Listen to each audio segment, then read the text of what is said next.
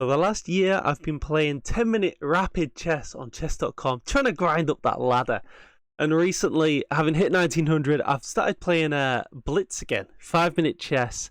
And honestly, I had one video on it, last video, and it's going really bad. I've just been trying to get back up to like 1500. My all-time highs in Blitz being been around that 1600 mark. So we'll see if we can start to work back up to my all-time highs with the overall goal of trying to hit 1800 in Blitz. All right, let's get into the first game.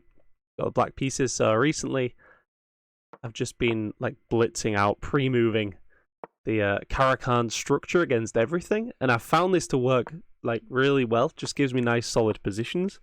And maybe in a format like Blitz or Bullet, you could argue that I should play a more tricky opening to give myself more like chances of getting a quick win.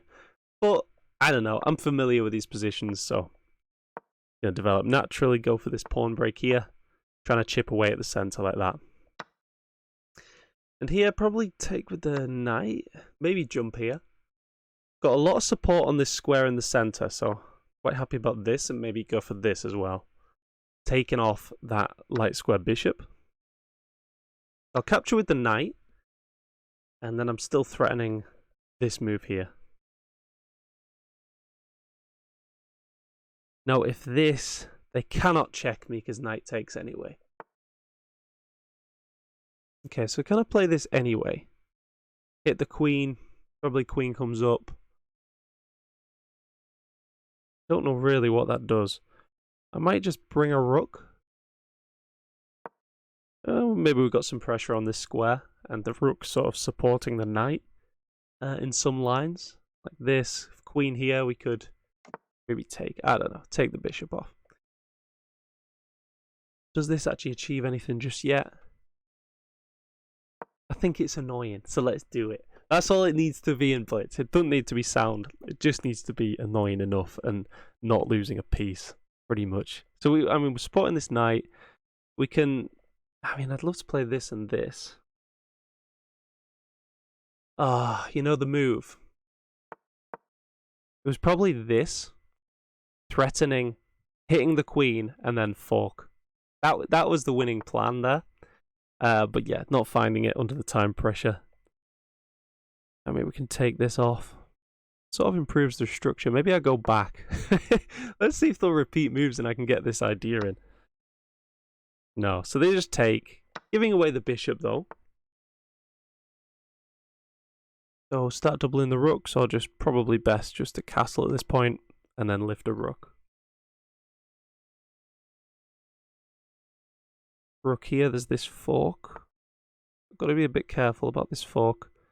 In fact, why don't I just stop it now with this move, taking these squares away from the knight. And then lodge in on this square. It's always good when your opponent has a weak backwards pawn, and we've got the open file to try and, yeah, double up against it, but also, like, lodge a piece right into that pawn so it cannot possibly, like, progress. Or at the very least, like, control the square in front of it. With, like, you know, say a knight here. Alright, so we just slide the bishop back.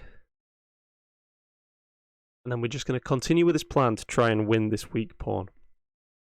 And I think I'm just slightly better. I'm probably going to be a pawn up in a few moves, and I've got this amazing bishop.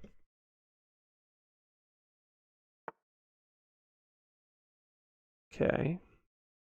So I'm just a little bit worried about something like that, but I'm going to continue pressuring here. Okay, so if takes, they've got this defended, so I need to add the queen to attack it, really. If I go queen here. The queen here runs into this fork, so if I go queen here. This is still annoying, though. Actually, that's still the same problem. Well, I go rook here. Yes, but then he takes off my amazing bishop. I probably underestimated this move a little bit. If this, can I just take, though? Yeah, I can probably just ignore the knight and take.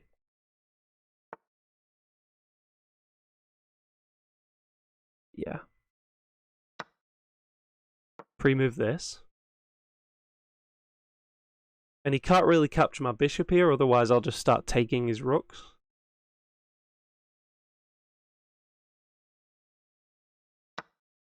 He says he can, so if this, I take, he takes, I take. So right now he's up a piece. I don't have time to calculate this. Maybe I could have taken there. I'm not sure I could. Okay, now I get this simplification. Now I'm just slightly better here, so I didn't, I wasn't going to waste all my time trying to calculate that line when this is just a really good endgame for me. So if this, they do get the active rook.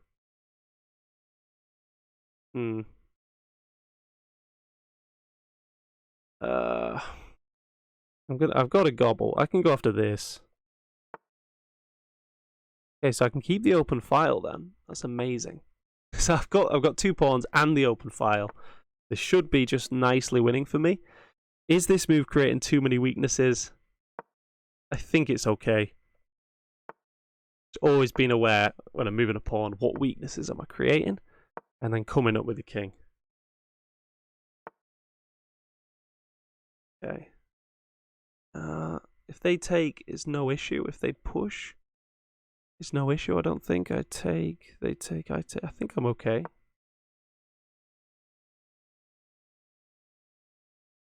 And now maybe I've got this break here. I love this move. See, if I take, I sort of open up another file. Whereas if I do this, there's only one open file and I'm on it. So now target this forever.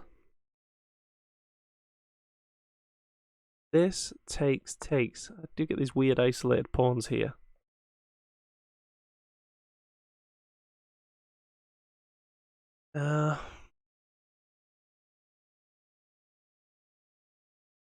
This and this, forcing a trade of rooks. Yeah, and then I get doubled pawns, but he can't actually attack them, and my king comes in and wins this pawn. So here, yeah. And now he has to trade, otherwise he just loses this pawn. He can come here and take the open file, but I don't think he's got any actual targets. But yeah, and now I saw that these 2 squares are taken away by my pawns. So he can't really infiltrate, but actually, yeah, he can get there and stop me coming here. So if check, and that pushes him back, right? And my doubled pawns do stop any weirdness here. Any pawn breaks. There's just one pawn here. He could play like that. He could play here. And when I take, he could push. But the double pawns actually there do effectively blockade. So now I get my king in, and this should be nicely winning now. But trying not to get overconfident in these winning positions, because it is Blitz, and I'm notoriously bad under time pressure. So let's grind this one out. All right. So we get the pawn. He comes in. He gets opposition, but do we care?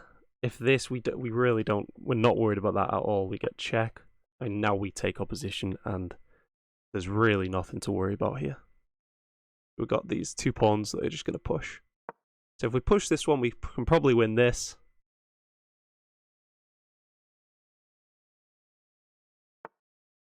It goes for this break.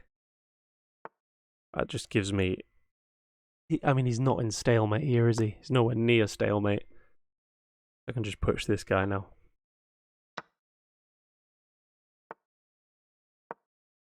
Push the pawns together.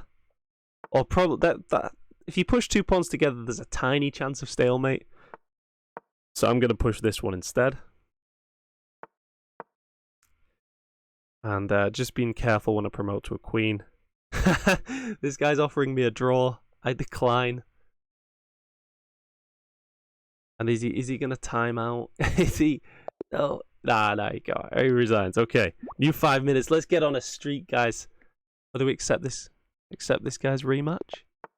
No, it's a different player. Okay, so same again. We're going to get this sort of Caro-Kann structure.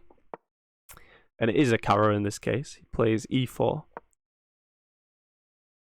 Okay, so far so good, guys. And in the Caro, we always just take that. And then we've traded off a light square bishop, but we've got all our pawns on light squares, so we don't need that bishop as much. So we can push this now. And if check, we block like this, he can take, but then we get some initiative with the rook. I prefer this line where I just get the knight out and pressure this square. So Daniel Naroditsky said this. So when they've pushed this pawn, the benefit is you can go knight here and knight here. If you go knight here, they take, and it's clumsy, right? You've got to go knight out, and they've sort of temporarily won a pawn. Maybe they can reinforce. But now we get this really nice knight in the center, pressuring white quite a lot. We've got 3 attackers on this square. They've got 3 defenders. So if we add the queen as an attacker,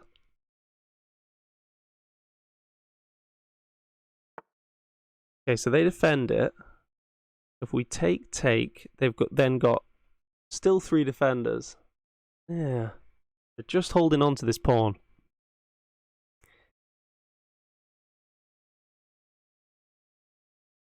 I think we take anyway. We're taking towards the center. It's still pretty good.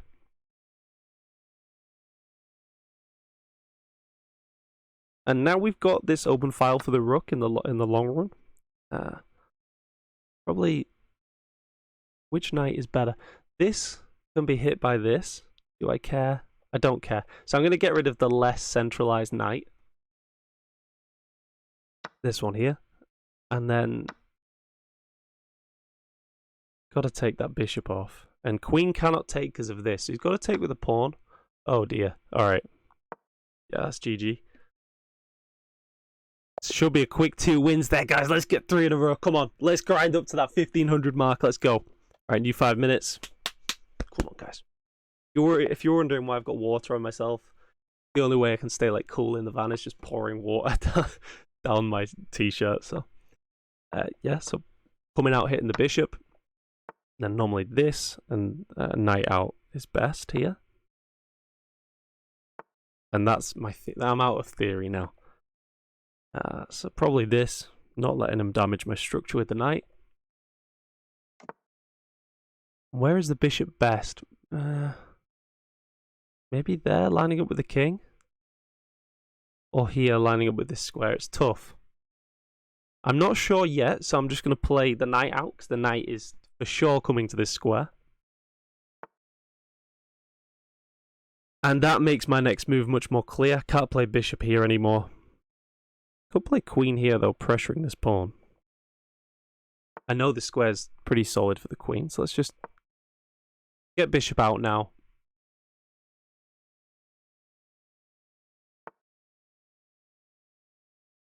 Okay, so maybe he'll take this. I'm going to ask him the question. Does he want to take the knight? He probably slides back and maintains the pressure here. If I castle, maybe he just opens my king up. And, yeah, I don't know. Okay, so he slides back. I'm happy to see that.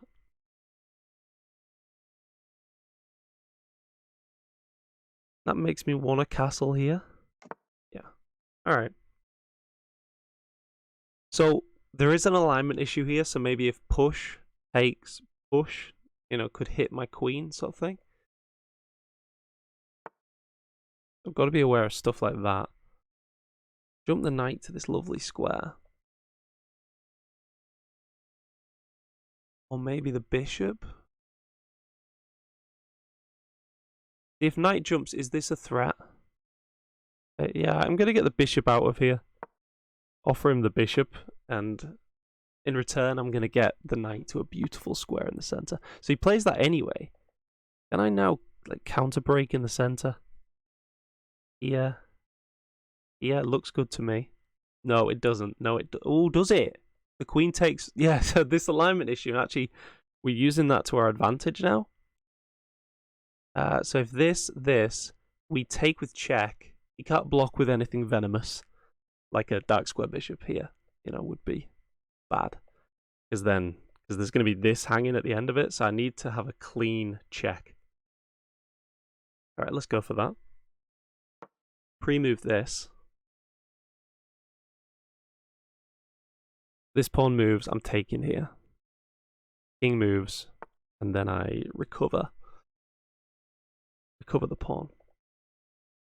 Now I can take here, but am I just opening up his bishop? Is this even good? Now he's also attacking this piece twice.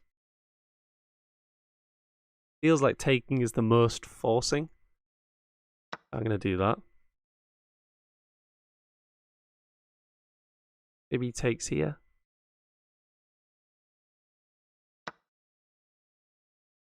Okay, but now I get his bishop off the board.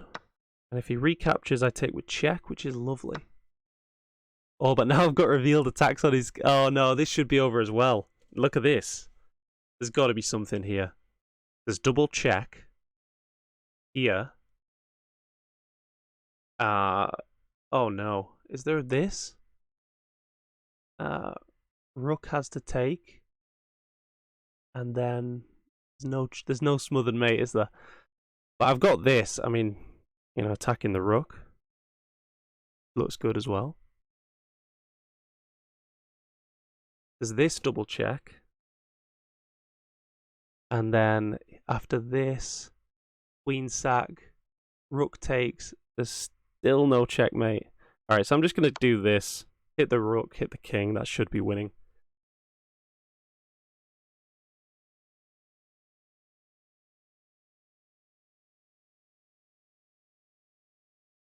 Taking the rook, my knight ends up in the corner. I don't know. Maybe this is better. Take the full piece rather than this damaging my structure, and maybe it's just an exchange. He's probably going to win this knight back. So yeah, let's just... This looks most solid. There is a bit of an alignment here. If queen takes, for example. I mean, queen can't take, but, I need to defend this bishop because of takes and takes sort of thing. So now I take that with the damage to the structure, and what am I just up a little bit of material here? Okay, so only 1 minute left, so I'm going to have to just play some quick moves. He takes here. Probably start bringing the rooks. Really not got much time. Okay, so back, defend this square, stop this pawn push. Oh, but can they do that anyway? No, queen covers. Queen covers. Rook cannot take there. You might think rook can take because of this issue with the queen. Alright, I'm going to go rook over and rook up, hopefully. Kick the queen. And get to this square, it looks like GG. Okay.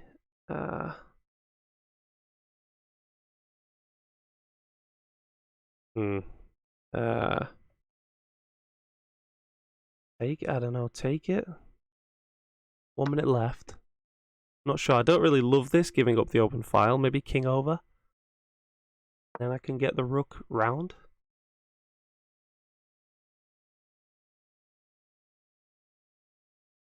Queen here looks useful just to stop a queen ever coming in. Now if the rooks get traded. This now. Protecting the pawn, offering a queen trade. Yes, that looks clinical. And now probably just doubling up. So he's just attacking this pawn, so I just defend it. Okay, push in here to solidify all the pawns. And now maybe he's going to go rook here. Maybe I'll go this in the future. Try I get to this square and trade everything off. Okay, so this looks good now. Hitting the rook. Threatening to come in with the queen. 50 seconds, guys. Come on, let's work on these time issues. Right. This as well is a check, maybe. So this.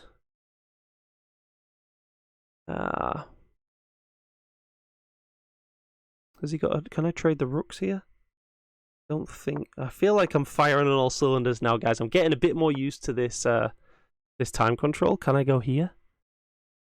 That looks brutal. Have they got a check? No. Not got a check. Yeah, this looks brutal now. Rook and queen coming in. Because now this just looks devastating. Yeah. Resigns. 3 in a row, guys. That gets us up to 1500. So, not all-time highs in Blitz. Far from it. We've hit 1600 before. We're just trying to get back up to those levels before we make a push for, like, you know, this new playlist, this road to 1800. All right, guys. Cheers. Like and subscribe. And by the way, I'm only like 30 subscribers off 2,000. So, yeah, hit that big button. All right. Cheers.